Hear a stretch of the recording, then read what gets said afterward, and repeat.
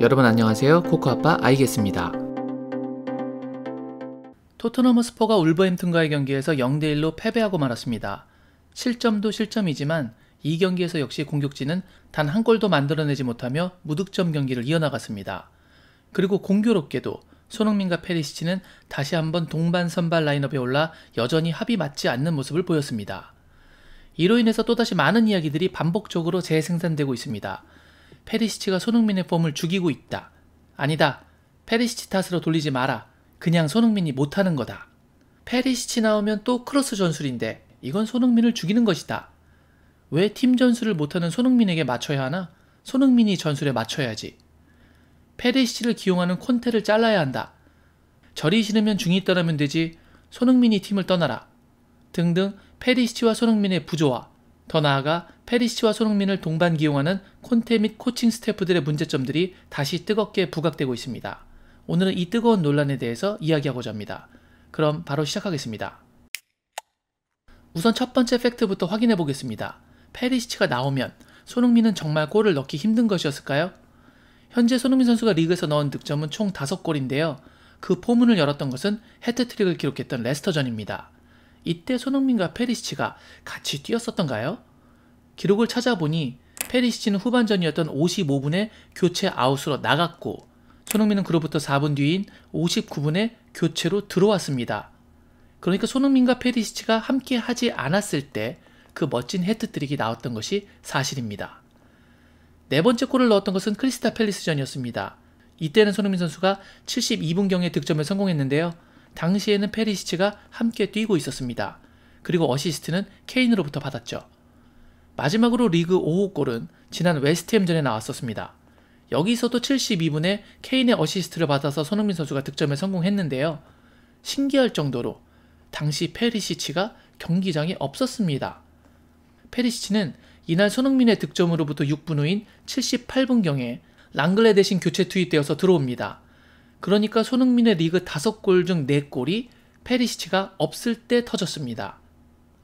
그러고 보니 손흥민 선수가 챔피언스리그 프랑크푸르트전에서 발리슛을 포함해 멋진 2골을 넣었었죠. 이 경기에서는 페리시치가 있었을까요?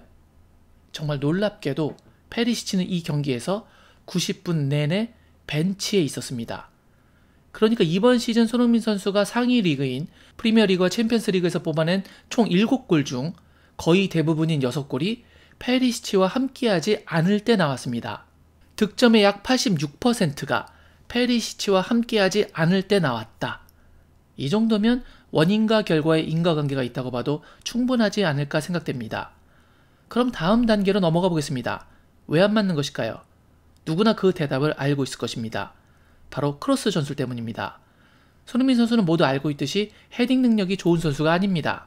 그리고 박스 안에서 피지컬 좋은 선수들과 경합하며 헤더골을 넣는 선수는 더욱 아니죠. 게다가 얼마 전 헤더 경합 도중 안와골절을 당했기 때문에 공중별 경합은 더더욱 금물입니다.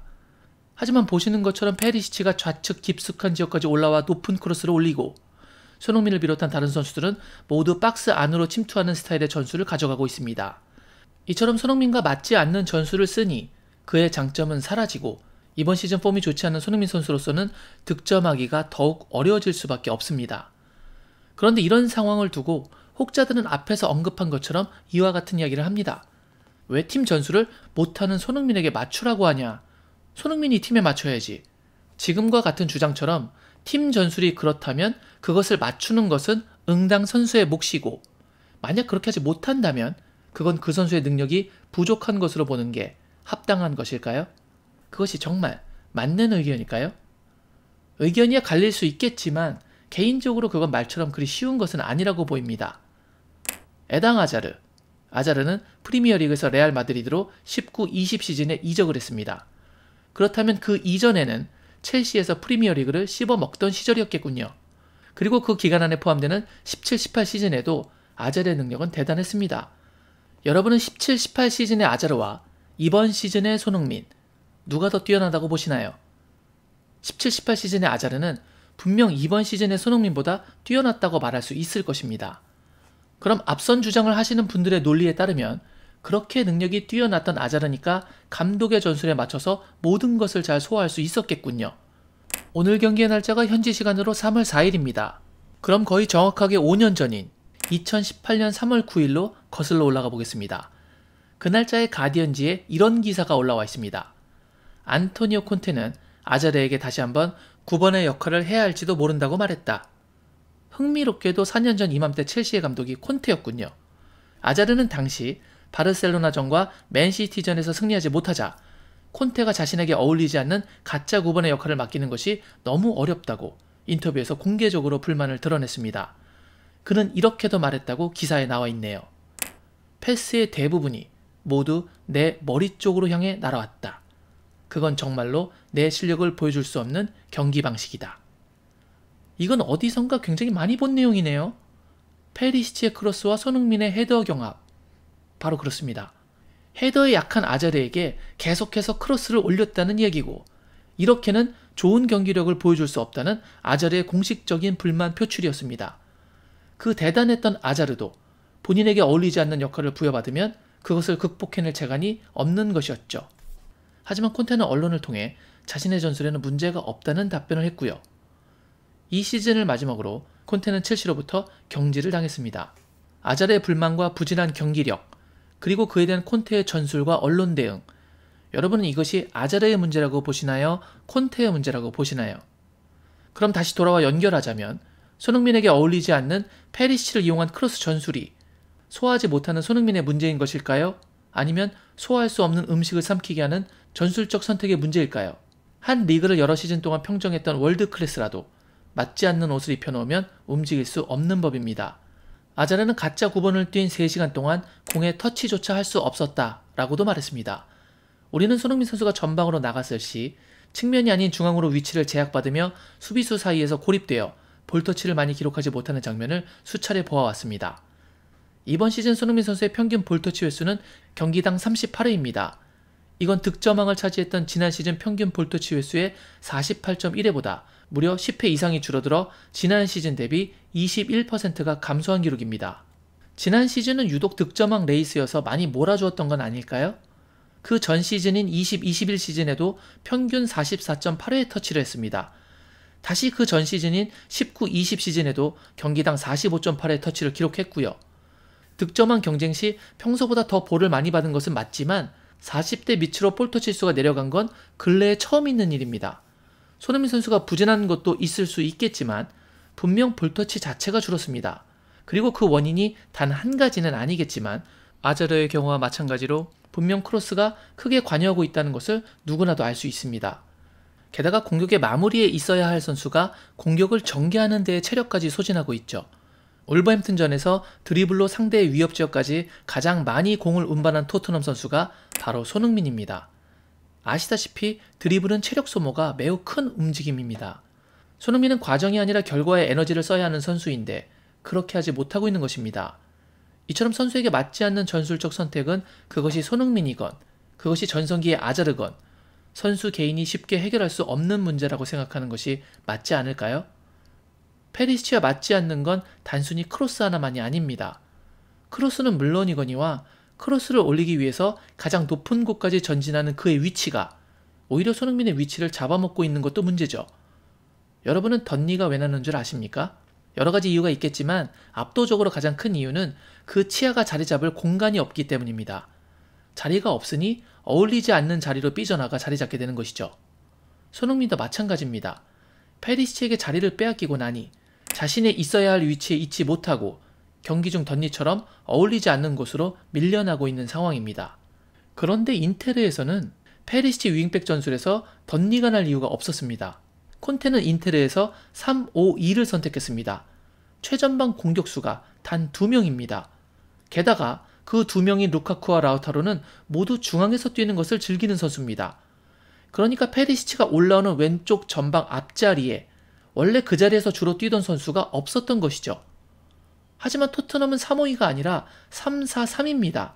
공격수가 둘이 아니고 셋이라 전방의 자리가 더욱 좁고 특히 페리시치가 올라오는 좌측 전방은 측면 공간을 활용하는 손흥민이 플레이하던 자리입니다. 이렇게 공격수가 뛸 자리 자체가 중앙지향적 투톱이 뛸 때보다 좁은 지역인데 거기에 윙백이 비집고 올라오니 윙포드가 자기 자리를 잃고 수비가 밀집되는 좁은 지역으로 삐져나갈 수밖에 없게 되겠죠. 이건 아무래도 치아 교정이 필요한 상황이 아닐까요? 그럼 다음 단계입니다. 페리시치가 없을 때 손흥민의 득점이 많이 나온다는 것은 확인되었고, 그런 전술적 문제점을 한 선수 개인 능력과 성향으로 이겨내기 또한 어렵다는 것도 확인되었습니다. 그럼 손흥민을 활용하기 위해서 페리시치를 이용한 크로스 전술을 접든가, 아니면 반대로 손흥민을 포기하고 계속해서 페리시치를 통해 크로스 전술을 활용하던가 양자택일이 필요해 보입니다. 여러분은 어떤 것이 더 현명한 판단이라고 생각하십니까? 34세의 나이에 이번 시즌 신입생인 페리시치의 크로스, 아니면 30세의 나이에 토트넘 역대 프리미어리그 득점 랭킹 2위의 골 생산력을 보여주고 있는 손흥민. 당신의 기준은 무엇입니까? 혹자들은 앞서 소개해드린 것처럼 이런 이야기도 합니다. 절이 싫으면 중이 떠나라. 그런데 그 말을 들으면 이런 생각이 듭니다. 누가 절이고 누가 중인가요? 페리시치를 기용하는 콘테가 절이고 손흥민이 중인가요? 아니죠. 절은 토트넘이지 콘테가 아닙니다.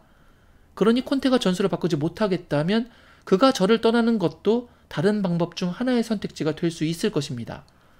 그러니 전술이 안 맞으면 선수가 팀을 떠나야 된다는 것은 마치 감독이 곧 구단이라는 다소 잘못된 인식에서 나오는 표현입니다. 구단이 곧 감독이면 그동안 전 세계 축구 역사에서 수없이 경질되어 온 감독들은 다 무엇입니까? 결국 선수도 감독도 모두 중이 되는 것이겠죠. 그런데 왜 떠나는 것의 기준점이 손흥민이어야 하는 걸까요? 저는 결코 페리시치를 비난하고 싶은 것이 아닙니다. 그도 전술적으로 어울리는 곳에 가면 분명 훌륭한 선수일 것입니다. 하지만 그곳이 적어도 토트넘으로 보이지는 않네요. 또한 이번 시즌 부진의 원인을 모두 페리시치와 콘테의 전술로 탓하는 것도 아닙니다. 손흥민 개인의 폼 저하, 그리고 그로 인한 자신감 부족도 일정 부분 있다고 생각합니다. 그렇다면 결정을 해야겠죠. 폼이 떨어진 팀, 그리고 리그의 대표 선수를 살리는 방법을 선택할 것인지, 아니면 계속 이렇게 고사시키는 방법을 선택할 것인지, 이런 부분이 답답한 것입니다. 그렇기에 제가 안타까운 것은 그런 선택을 하는 콘테와 그의 코칭 스태프죠. 부디 챔피언스 리그 AC 밀란전에서는 페리시치의 성향이 바뀌지 않는다면 이 두 선수가 함께 플레이하지는 않길 기원합니다. 오늘 제가 준비한 영상은 여기까지였습니다. 오늘 영상이 마음에 드셨다면 구독, 좋아요, 알림 설정 부탁드리겠습니다. 저는 다른 더 좋은 영상으로 여러분께 인사드리겠습니다. 그때까지 늘 건강하시길 바랍니다. 역시 I guess.